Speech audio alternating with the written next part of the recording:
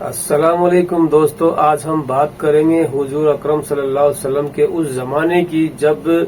Roman شہر پہ یعنی سیریا پہ غیر مسلم کی حکومت تھی، اور اس وقت محمد مصطفیٰ صلی اللہ علیہ وسلم نے رومن کے ایمپائر کو ایک ایل جی بھیجا۔ اس ایل جی کو رومن ایمپائر نے تکبر گھمنڈ میں قتل کر دیا۔ آپ تو یہ بات جانتے ہیں کہ اس وقت کے ایل جی کو قتل کرنا یعنی ایک جنگ کا اعلان کرنے کے برابر ہوتا تھا۔ تو آئیے دیکھتے ہیں یہ ویڈیو محمد مصطفیٰ صلی اللہ علیہ وسلم کے اس زمانے کا جس میں ایل جی کے ساتھ ایسا کیا تو گیا۔ حدیثوں کی کتاب میں آتا ہے کہ پیغمبر محمد مصطفیٰ صلی اللہ علیہ وسلم نے رومن ایمپائر کی طرف یعنی سیریا کی طرف، جسے پہلے ملک شام کہا جاتا تھا، اپنا ایک ایلچی روانہ کیا۔ لیکن رومن ایمپائر نے اپنے غرور و گھمنڈ میں آ کر مسلمانوں کے اس ایلچی کو قتل کر دیا، اور ظاہر ہے کہ پہلے کے دور میں کتنا بھی خطرناک دشمن ہو لیکن ایلچی کو وہ قتل نہیں کیا کرتا تھا، کیونکہ ایلچی کو قتل کرنے کا مطلب ہوا کرتا تھا جنگ کا کھلم کھلا اعلان کرنا۔ جب مسلمانوں کا ایلچی قتل کر دیا گیا تو حضور نے بھی مدینے سے صحابہ کی ایک بڑی فوج کو جنگ کے لیے سیریا کی طرف روانہ کیا، اور اس جنگ کا سپہ سالار بنایا حضرت زید بن حارثہ کو۔ دوستو، زید بن حارثہ حضور اکرم صلی اللہ تعالی علیہ وسلم کے منہ بولے بیٹے بھی تھے، اور یہ وہ واحد صحابی ہیں کہ جن کا نام قرآن میں بھی آیا ہے۔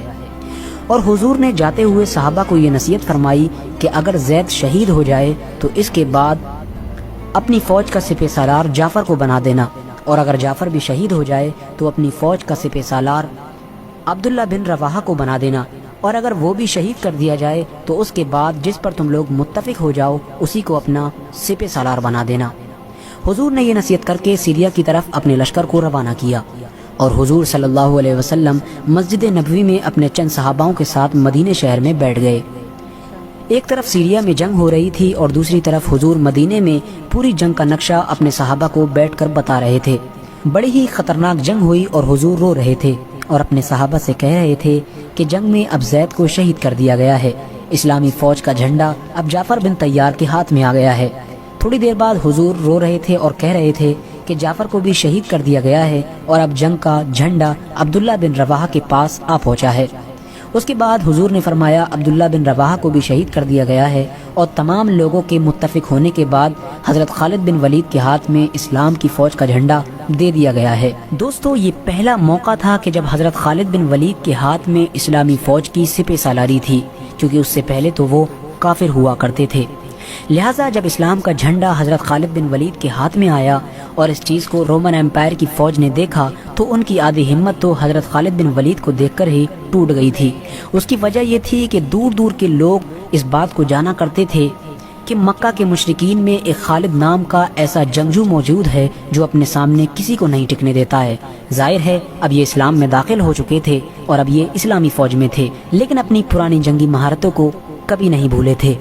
دوستو، بہت خطرناک جنگ ہوئی اور حضرت خالد بن ولید کی سپہ سالاری میں مسلمانوں نے یہ جنگ جیت لی، اور اس جنگ میں حضرت خالد بن ولید اتنے جوش کے ساتھ لڑے اور اتنی خطرناک طریقے سے لڑے کہ اس جنگ میں حضرت خالد بن ولید رضی اللہ تعالیٰ عنہ کے ہاتھ سے 9 تلواریں ٹوٹ گئی تھیں۔